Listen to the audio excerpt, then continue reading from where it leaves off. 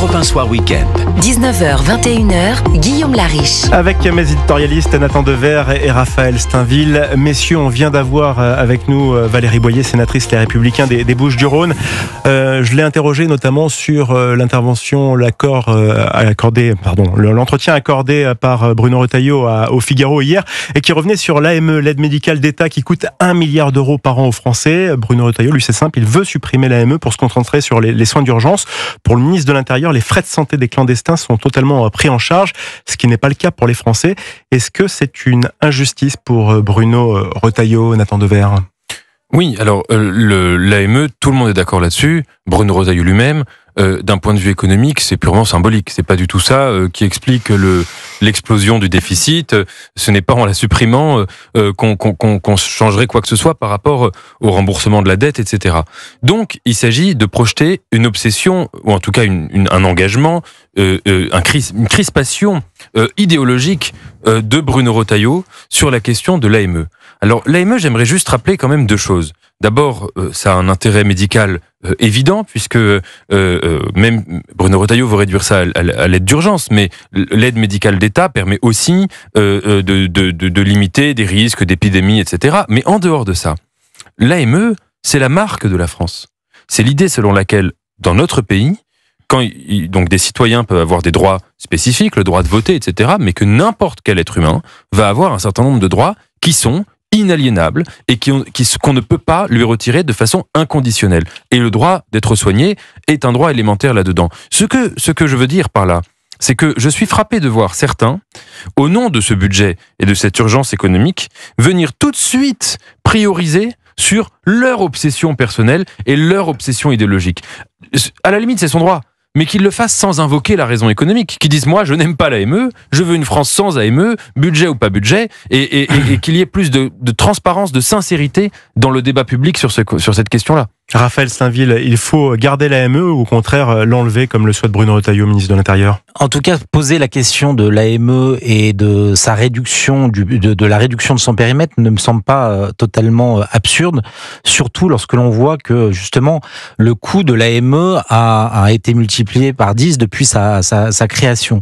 Et après, pour répondre à Nathan, parce que je pense que c'est important de le faire. Moi, je comprends et je salue l'humanisme que je connais de Nathan, mais je pense que c'est aussi une vision un peu éthérée du monde.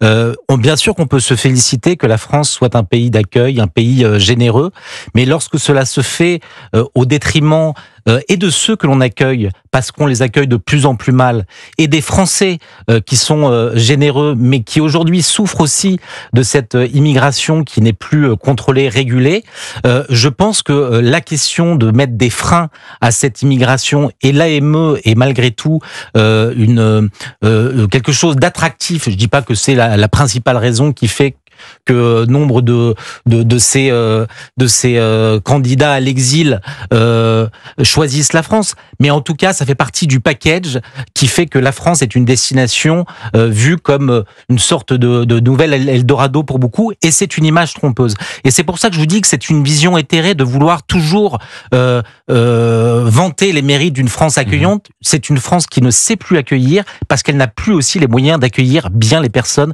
qu'elle est censée accueillir. Nathan Dever, faut accueillir, oui, mais accueillir bien. Mais j'entends ce que vous dites, et vision éthérée, à la limite, si vous voulez, je peux dire oui, au sens où je pense que quand on aime la France, on n'aime pas n'importe quel pays. Ce qu'on aime quand on est patriote, ce n'est pas seulement un art de vivre, une gastronomie, etc. C'est la beauté. Bien sûr que c'est ça, et vous me connaissez, vous savez que ça fait partie des choses que j'aime en France, mais c'est aussi la beauté, et notamment sur la France, de se dire, la France n'est pas un pays comme les autres. Et la France est un pays qui incarne quelque chose précisément d'universel, qui parle au monde, et qui a une grandeur. Et je pense que ça fait partie de l'amour de la France, même si vous trouvez ça un peu éthéré, de se dire que n'importe où sur Terre, quand des gens voient notre pays, se disent, ce pays, il a des belles lois. C'est pas une jungle, c'est pas un endroit où quand vous allez à l'hôpital, la première chose qu'on vous demande c'est votre carte bleue. Ce n'est pas un endroit où on laisse crever des individus qui ont des cancers, des maladies graves, où on ne peut pas les soigner. C'est un pays qui incarne quelque chose qui correspond à son histoire. la France, et moi c'est la vraie opposition de fond que j'aurais par rapport à Bruno Retailleau. Je pense que la France, c'est pas une coquille vide. Quand on parle en son nom et au nom du patriotisme qu'elle inspire, on parle du pays qui a inventé l'idée de l'universalité des droits de l'homme. Ça fait partie de l'histoire de France. L'histoire de France, c'est pas que ça, mais c'est aussi ça, et c'est ce qui fait de la France une nation mondiale, c'est-à-dire qui a vocation à être un exemple pour toutes les nations du monde. Nathan, j'entends ce que vous dites, mais à vouloir aider tout le monde, là on demande quand même aux Français aussi de faire un double effort. A priori, la franchise médicale va même passer de 50 à 100 euros. Donc vous voyez, tout le monde doit faire des efforts. On peut pas peut-être aider tout le monde, je ne sais pas. Non, mais aider tout le monde. Je suis pas en train de vous dire qu'il faut aider tout le monde n'importe comment.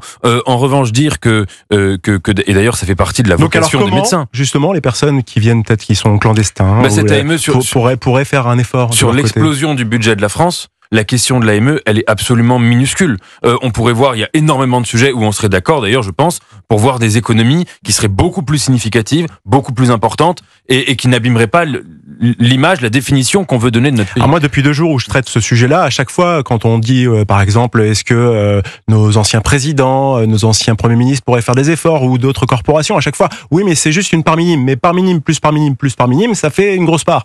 Donc, on parle que chacun doit faire un effort. Là aussi, ça peut peut-être être une piste.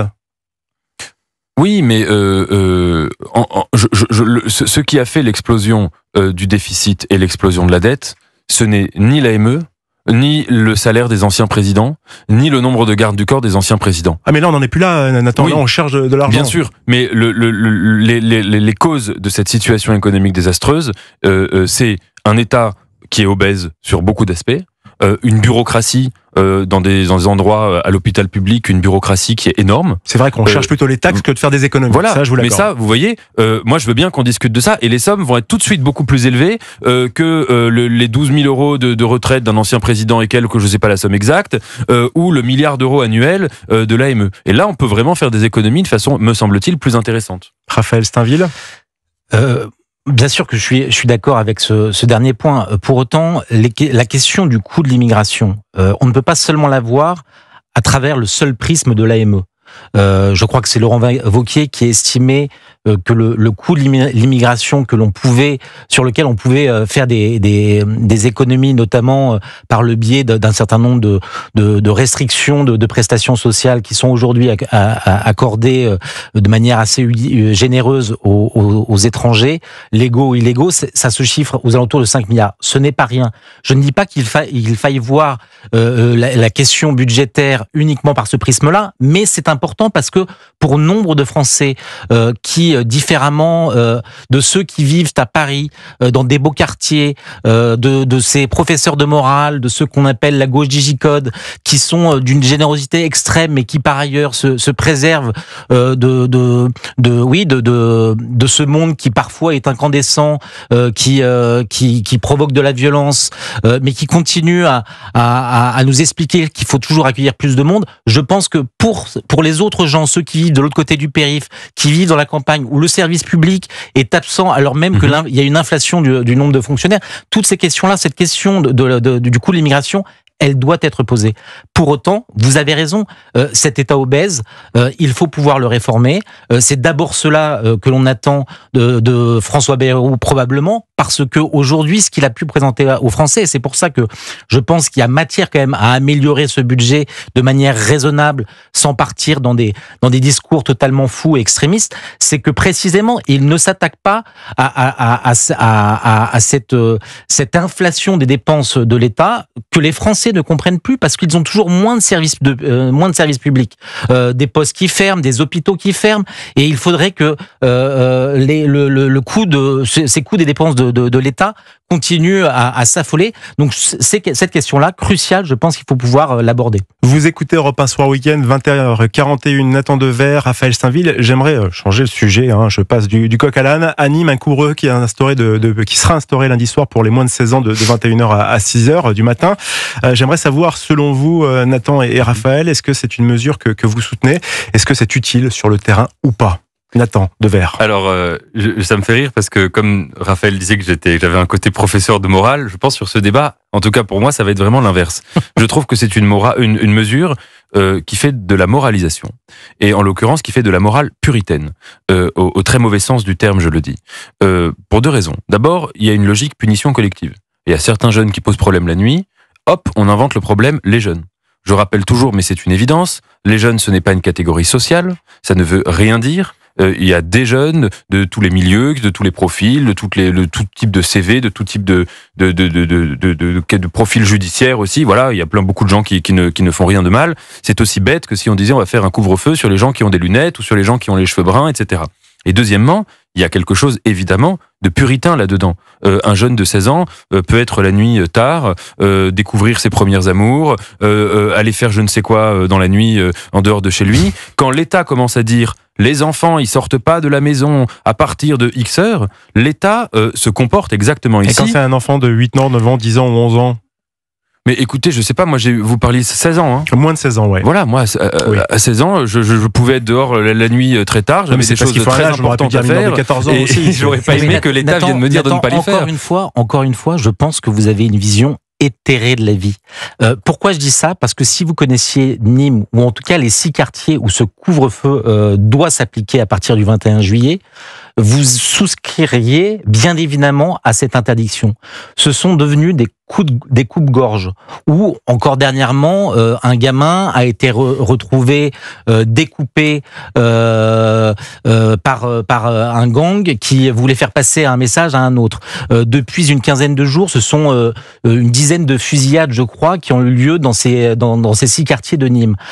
Est-ce que c'est la place de ces garçons de ces jeunes d'ailleurs de moins de 16 ans que de traîner dans la rue sans parents? Je ne suis pas sûr. Vous me parlez de ces quartiers et de ces jeunes en me disant à 16 ans, c'est l'âge où on vit nos premiers amours.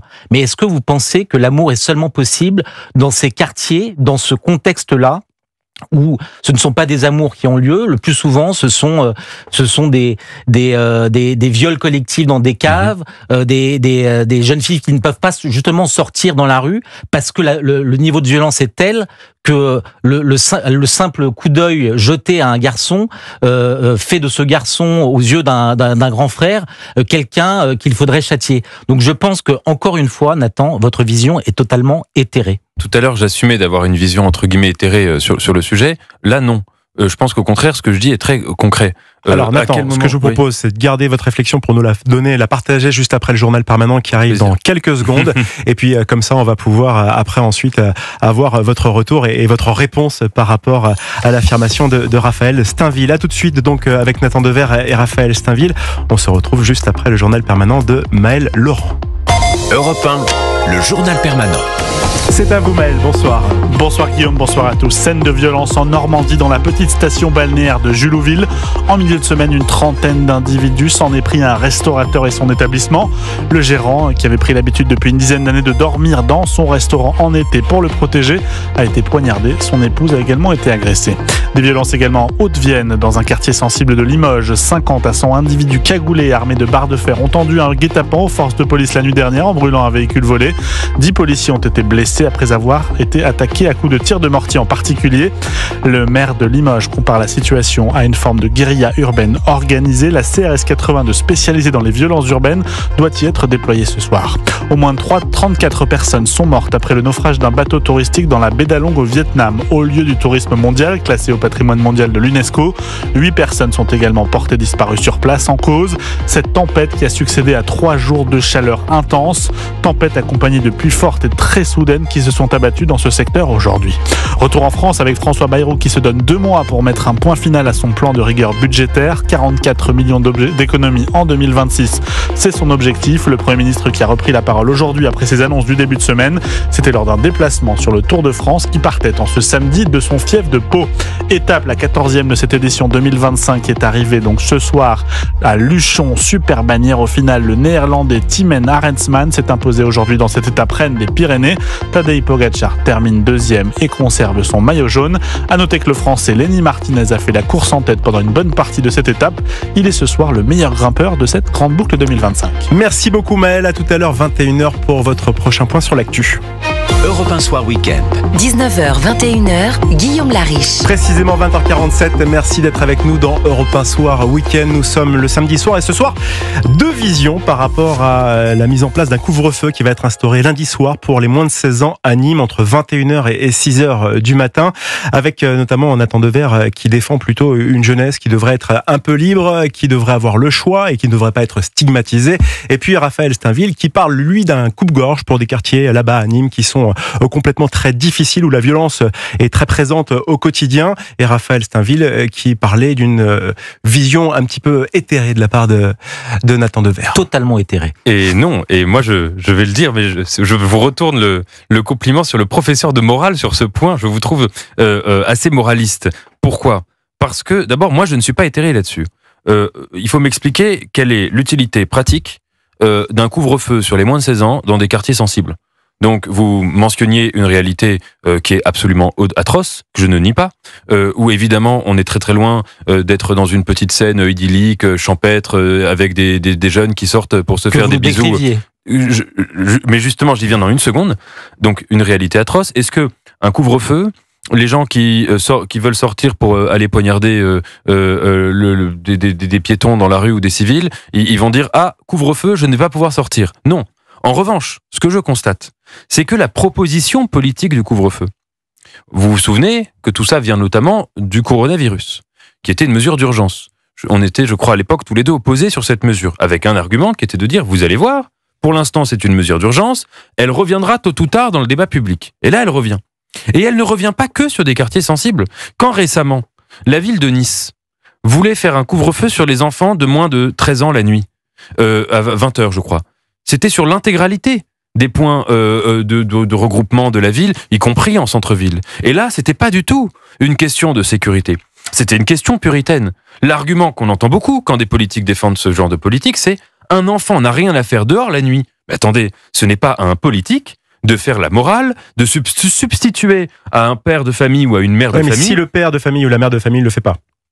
Mais le père de famille ou la mère de famille peut tout à fait estimer que son enfant a le droit d'être la nuit dehors. C'est son choix. À 12 ans, à 13 ans, à 14 ans À 14 ans, on a le droit enfin, je veux dire, c'est quand même... On n'est pas obligé de réduire la morale à de la morale puritaine, à de la morale, entre guillemets, qui est extrêmement dure et sévère, avec tout un imaginaire de la punition, de l'autorité, de la porte fermée. Je ne pense pas que ce soit ni le rôle de politique de faire de la morale, et encore moins de faire ce genre de morale. Et je crois que ceux qui le défendent le font de façon très moraliste. Alors, Raphaël Steinville. Si je peux me permettre de vous répondre, Nathan, justement, je pars du réel. Je n'acquiesce pas et n'opine pas du chef à chaque fois qu'un politique, qu'un maire, qu'un préfet signe un décret pour interdire aux mineurs de moins de 16 ans. C'est les libertés individuelles qui freinent. Là, en l'occurrence, on part d'un cas extrêmement précis. Encore une fois, je ne reviendrai même pas sur l'exemple de Nice ou que vous évoquiez, mais sur l'exemple de Nîmes où cet arrêté, cette interdiction ne concerne que 6 quartiers. Ces 6 quartiers, très honnêtement, et si vous étiez déjà père et que vous aviez un enfant de moins de 16 ans qui vous demanderait l'autorisation d'aller traîner dans la rue, j'ose imaginer que votre responsabilité, même votre devoir, serait de lui dire que ce n'est pas raisonnable. Il a toujours le droit de le faire, mais votre devoir en tant que parent, c'est de lui interdire, je pense, de lui poser des limites. Et c'est précisément parce que dans ces quartiers, il n'y a plus de limites, qu'aujourd'hui, on a une violence qui se développe, que le narcotrafic a gangréné ces quartiers. Et encore une fois, si j'acquiesce à cette interdiction qui est en plus temporaire, c'est 15 jours, c'est pour que le calme revienne, espérer que le calme revienne. La CRS 82 ou je ne sais plus quoi a été envoyée, il y a eu des renforts. Donc l'idée c'est vraiment que pendant ce laps de temps, mais ça, c'est les parents et les jeunes puissent recouvrer une vie presque normale le reste de la journée. Allez, je reste répondre Nathan Dever et après on poursuit sur Europe 1 sur le week-end. Oui, très brièvement, est-ce que... D'abord, moi j'ai un vrai doute toujours sur l'efficacité de cette mesure. Parce que dans la situation que vous décrivez, les parents raisonnables, les enfants raisonnables, ceux qui n'ont pas envie de sortir, de se faire massacrer dans une situation où en effet un quartier explose avec des violences, n'ont pas besoin qu'il y ait un couvre-feu décrété par le politique pour ne pas sortir de chez eux. Ceux qui veulent descendre pour commettre des violences n'ont pas besoin. Enfin, ce n'est pas un couvre-feu. C'est un peu comme les autorisations pendant le Covid où les gens s'auto-autorisaient eux-mêmes à sortir. C'était absurdissime. C'était de la pure bureaucratie. Donc là, de la même manière, quelqu'un qui veut sortir de chez lui pour commettre des délits, voire plus, c'est pas un couvre-feu qui va le faire reculer. Donc, je pense qu'on est dans une logique où on a une sorte de pensée sécuritaire qui prend des mesures qui sont des mesures d'urgence, qui sont des mesures qui sont restreintes dans l'espace et dans le temps. C'est 15 jours sur 3 quartiers ou 5 quartiers. Et puis vous verrez, et on le voit déjà, que la mesure du couvre-feu, qui est à mon avis complètement inefficace, va revenir dans le débat public et qu'on va dire « Mais attendez, c'est quand même très intéressant. Est-ce qu'il ne faudrait pas l'étendre? Est-ce qu'il ne faudrait pas que des villes entières respectent le couvre-feu? Est-ce qu'il ne faudrait pas que le pays entier impose des couvre-feux aux jeunes ?» Et l'argument moral reviendra en force. Et je l'ai beaucoup entendu en force, et chez les politiques et chez les médias, l'argument du « un enfant n'a rien à faire dehors la nuit ». Et tout dernier mot, Raphaël Stainville. Moi, je pense que si justement aujourd'hui un certain nombre de politiques n'ont que une pensée ultra sécuritaire et s'en remettent à la police et à la gendarmerie, c'est précisément parce que les causes premières n'ont pas été traitées. Et on en revient à votre vision très généreuse de la société, très ouverte, et à la question de l'immigration. Je ne dis pas que c'est la cause qui explique tous les maux de notre société, mais c'est un facteur aggravant. Et donc se refuser de restreindre l'immigration telle qu'elle s'impose malheureusement à nombre de Français, je pense que c'est se condamner à avoir de plus en plus de politiques ultra sécuritaires avec des couvre-feux, avec un certain nombre de choses que vous réprouvez et que je réprouve pareillement. Raphaël Stainville, Nathan Dever, merci pour vos visions.